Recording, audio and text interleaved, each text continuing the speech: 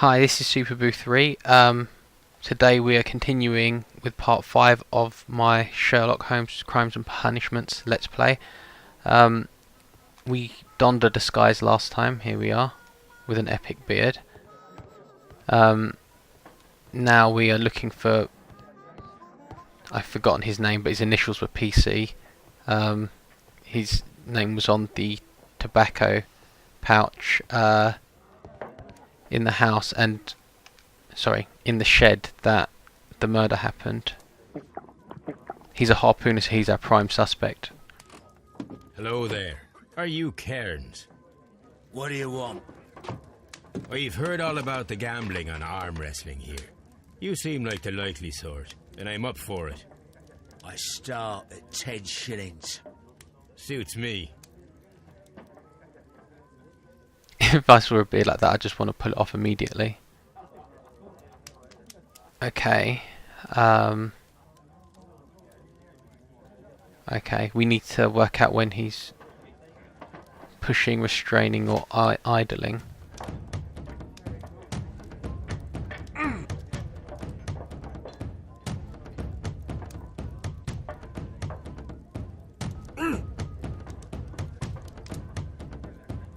I'm guessing when he furrows his eyes, yeah, like that I should probably be holding.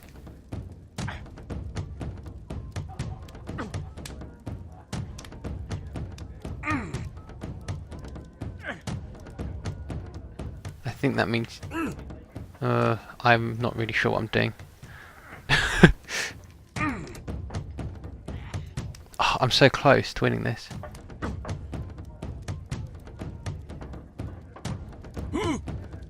Okay, he's got... Okay, see, when he makes that face, he's pushing, so that's why I have to keep pressing R2 at that point.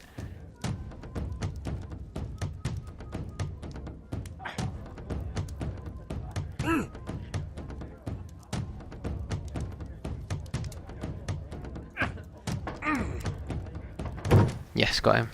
I'll explain that in a moment. It's a bit hard to really describe. I wasn't focused. Let's go again. What? This is an outrage. Okay, first let's investigate this guy's head. Okay, earring.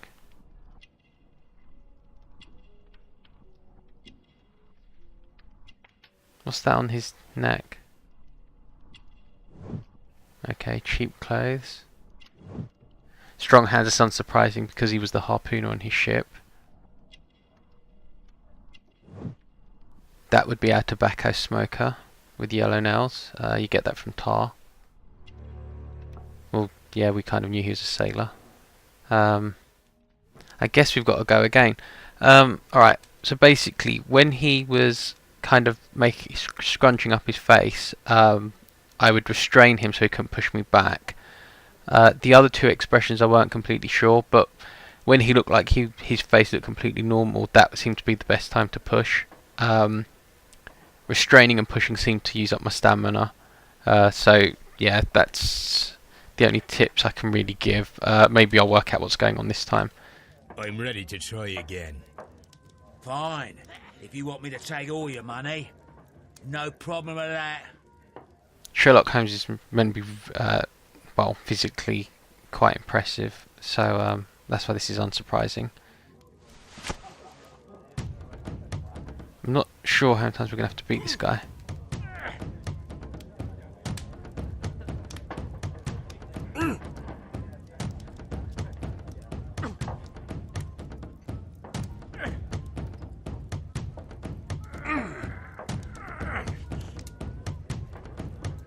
You have to definitely rest up there in between, otherwise you just can't push.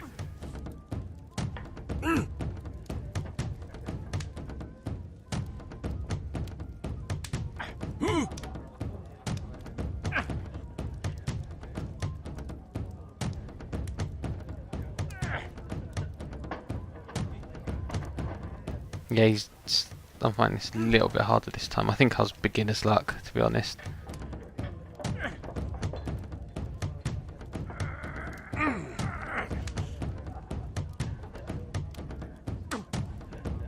Mm.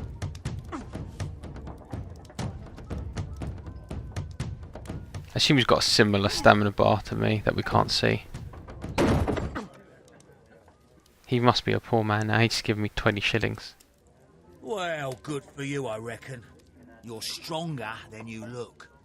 Here's your 10 shillings. I'd like to buy you a drink. Good winner as well. That's Let's have a drink.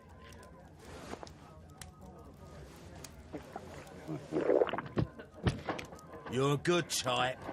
Seems you've managed to settle down in life. You've got money, eh? Not all that much. Oh, well. At least you're not as poor as me.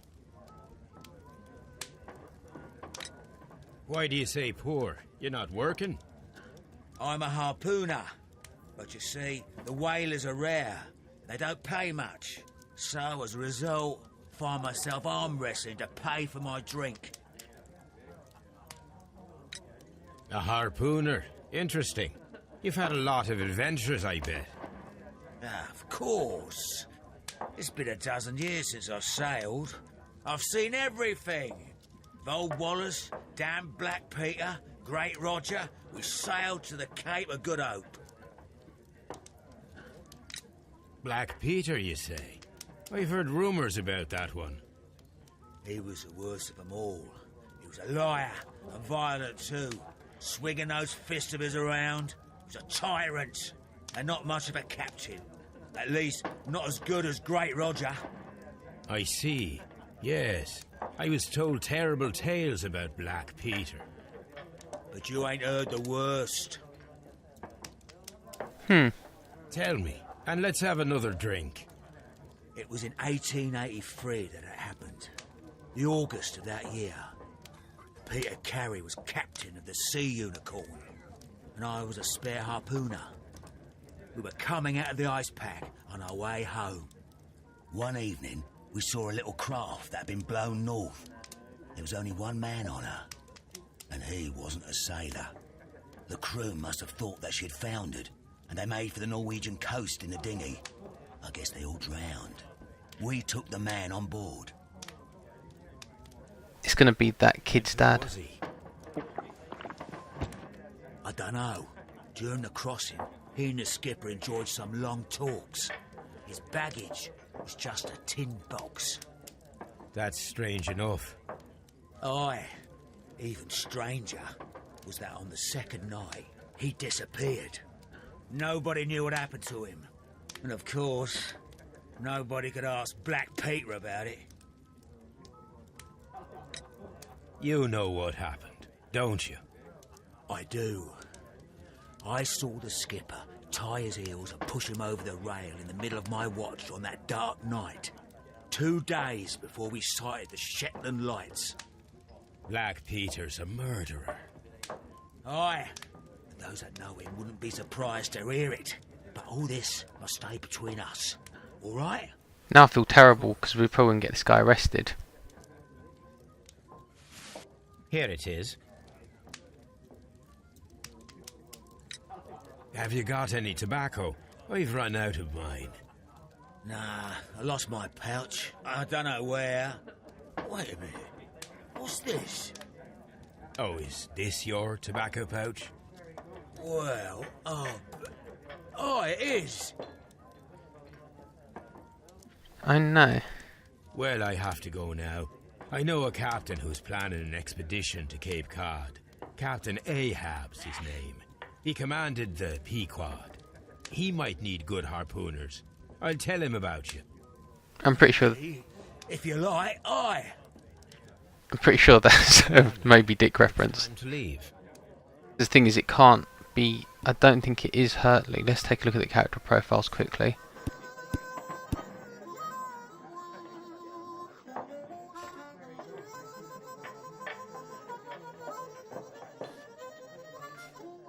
Yeah, see, he got an honourable discharge, so he didn't actually. He wasn't a dodgy character ever. He's obviously wasn't physically capable, the kid. Whereas this guy potentially killed the captain for some reason to do with the fact that this guy killed it. Sorry, killed another guy.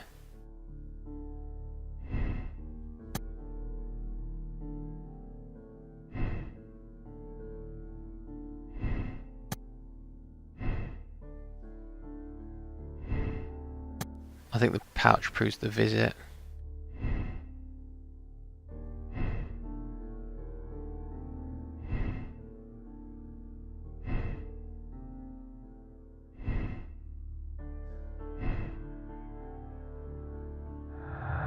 Yeah, this is a difficult one.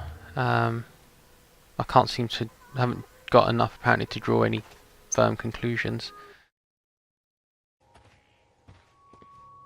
Okay, sorry, I probably just edited out a little bit of the video just because I was kind of walking around not sure what to do. We're back at the crime scene. I'm just going to try and look at a few things in here. Yeah, I thought so. I hadn't actually investigated this properly. Dust, like the rest of the shelf. An object was taken from here. It was larger than a book. A box or a small chest, perhaps.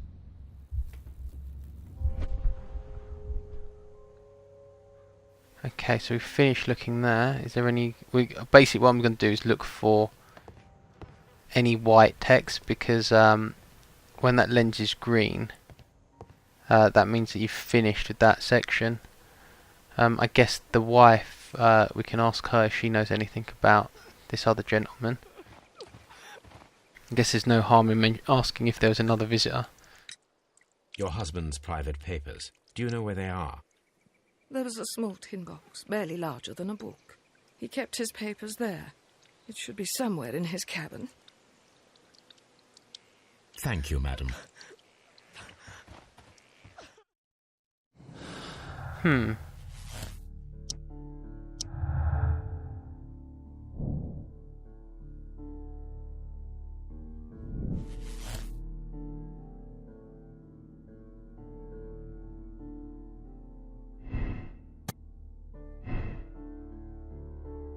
No, I don't think the lucky throw's correct. I mean, it's a feat of strength. What have we got here?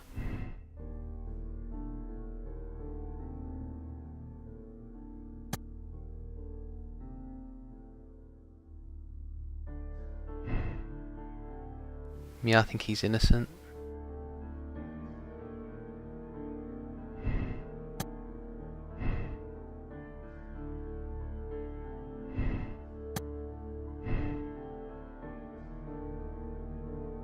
Okay, so...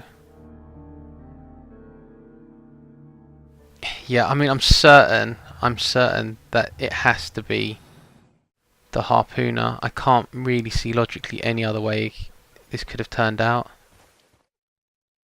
They still tell me to press triangle though.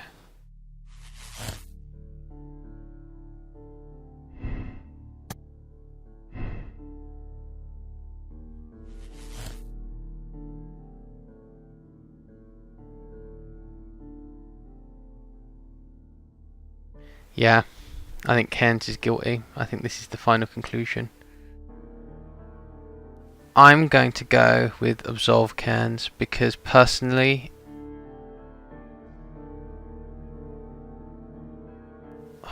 this is a difficult one. I don't particularly want to condemn him.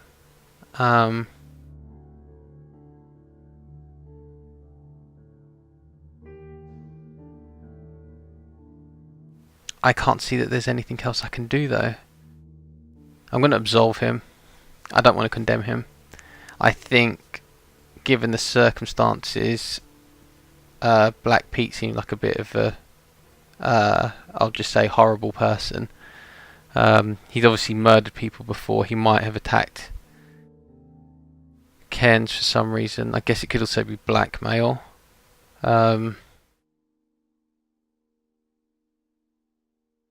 I think the reason I'm tempted to say it wasn't premeditated was because he used the harpoon that was on the wall. He didn't bring a weapon to the crime scene. The knife, on the other hand, wait a minute, let me double check this, but I think, if I'm not mistaken, the knife was actually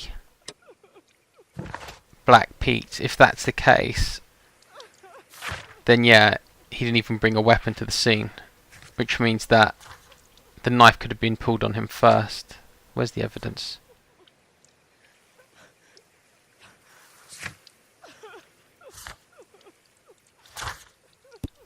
sure a lot of people might question the logic behind this.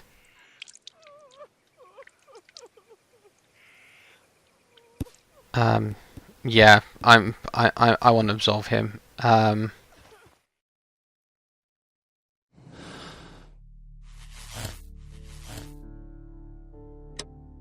Not saying that it's okay, but yeah.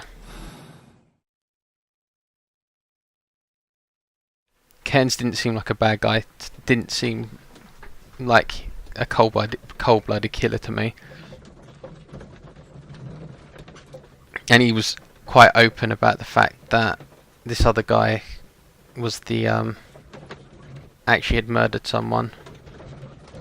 I realistically can't see Huntley or the kid having done the murder. I think the harpoon throwing is the most clear reason why it has to be. Man, this game's pretty tense. I must be at the wrong address. I'd like to speak with a ship's captain, Captain Ahab. Is that you? No, my name is Sherlock Holmes. That detective fella? So, you wanted to see me? That is correct. We need to talk. About what? About Black Peter, who was killed in his own hut with a harpoon. You know, don't ya? Yes. How? The tobacco pouch. You recognized it. Oh, the sailor. It was you. Unbelievable. Well, fine. I confess. But if you really do know everything, you should also know that I didn't want to kill him. He made me do it. Yes! I know. Did you know about this story with the bond certificates? Did you need money? Yeah. I just wanted him to cough up a little silver. I'm out of work, and I thought maybe he could help me. Well, he refused outright, and he insulted me. I reminded him I knew all about that murder he committed at sea in 1883. Then he got mad when I spoke about his treasure. I barely just had time to throw the harpoon at him before he could jump at me with his knife. You know the truth. What will you do now? I ask that you return the bond certificates. Keep some of them. You will need them in your exile. It is better that you leave the country for a few years. And you won't say anything to the police? I will not say anything as long as you return the money. Well, I'll do as you ask. But what about Inspector Lestrade? I will deal with him. Goodbye. Oh my god, I love this game. This is great. It's good that you asked me to come, Mr. Holmes. We do need to talk. About what? What do you mean? Our case, Mr. Holmes. You sent me a message via your little thug. His name is Wiggins, Inspector. Telling me that the case is solved. Well, Mr. Holmes, tell me, who is our murderer and where is he? The morgue. Eh? His name is, or rather was, Pablo Coventrao. He was also on the ship with Peter Carey, and he was a harpooner. I'll tell you everything, Inspector, but do calm down. Mrs. Hudson will bring us tea and orange cake. Orange cake? You're spoiling me, Mr. Holmes. That's my favourite. This is brilliant. I love how... Mr. Holmes, Inspector Lestrade told me that I should thank you for clearing my name. He also said that you were waiting for me here. I came as fast as I could. I cannot thank you enough. It is all because of you that this nightmare is finally over. I believe that this belongs to you. My father's securities. Incredible! But how did you get them? It would take far too long to explain. Tell me. This is extraordinary. You are a genius.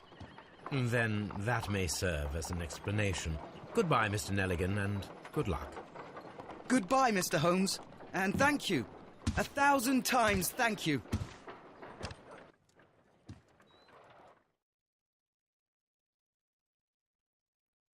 Woohoo! I don't understand why I've signed out, but anyway. I am happy with that result.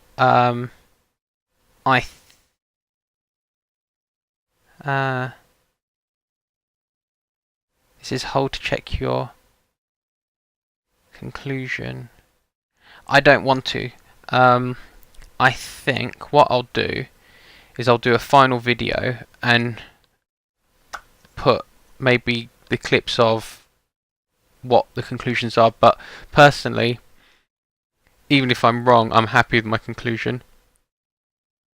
I mean, well, anyway, Ken's confessed to the murder, so I got the murderer right. I'm tempted. I do agree with my choice to say he was innocent. By the way, what I did cut out of the video, because you'll notice that it might jump slightly, was me walking between Baker Street, the police station, and the murder scene, because I wasn't sure where to go next to proceed. It was quite sloppy of me to actually have missed something on the bookshelf, but I had a feeling there was something missing there when I kept on going over to it, and it still had that white question mark. So yeah, I mean, I didn't do that flawlessly. Also, just so people don't feel disheartened when they're playing this themselves, when I did the chemical one, that took me like 4 or 5 tries. Everything else I managed to get through. Alright, anyway, I'm going to click accept decision, but I'm not sure what's going to show up, so I might have to stay quiet for cutscenes.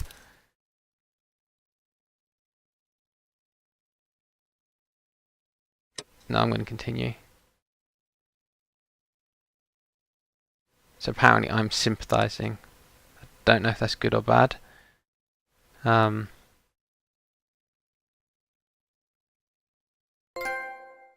But I'm happy with my conclusion. I think, as this is the last video of that case, it would be nice to open up some discussion if you thought differently. If you think I did that wrong, if you think, well, even if I came to the right conclusion, if you think my reasoning was wrong for it. I'm going to stop the video there, I think. So then the next one will start on the next case. Anyway, thanks for watching. This has been the most enjoyable playthrough I've done, I think, personally. Definitely, if you've got PlayStation Plus, play this game. I mean, I'm not sure if it's the same experience while you're watching someone else play it, but this is so much fun. This is by far the best crime game I think I've played. It's entertained me more than most visual novels as well, because, like I said, they gave me the options to be wrong, and just getting a game over, a slight slap on the wrist, and then the game going back a little bit and saying, oh yeah, you can choose the other ending, rather than actually the game being like, oh, do you 100% want to make this conclusion? I think that really adds to the experience. So, I'd definitely recommend trying this out. I probably will have to go through the cases again when I'm going through the platinum. I mean, if you're going for the platinum, I think you most likely will have to use the options at the end of that case to deduce which one, to see the other endings of the case before you choose the correct conclusion. But this isn't for. This is, like I said, this is more just showing me play through the game. I'll quite happily add in the other endings in a last video, just to show a montage of the other ways to end each case. Anyway, thank you for watching, and we will continue with the next case, Riddle on the Rails, next time. Bye bye.